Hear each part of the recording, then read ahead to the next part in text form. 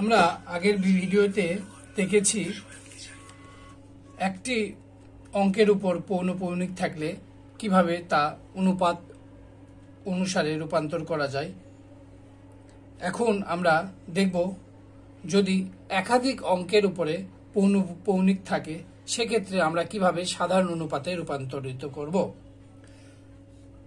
আমরা একটি সংখ্যা নিলাম 1.89997। আমরা দেখতে পাচ্ছি 9 এবং 7-এর উপর পৌনঃপুনিক।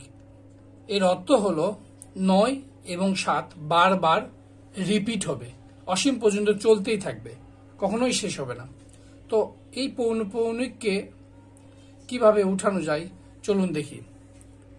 প্রথমে আমরা যতগুলো পৌনঃপুনিক অঙ্ক আছে ততগুলো 9 নিব। এখানে 2টি পৌনঃপুনিক অঙ্ক আছে, সেজন্য আমরা নিচে 2টি 9 নিব এবং পৌনঃপুনিক সংখ্যার আগে এবং দশমিক সংখ্যার মাঝে কতগুলো অঙ্ক আছে ততগুলো আমরা শূন্য দিব। যেহেতু দশমিক এবং পৌনঃপুনিক এই সংখ্যার মাঝে একটি অঙ্ক আছে, সুতরাং একটি শূন্য হবে।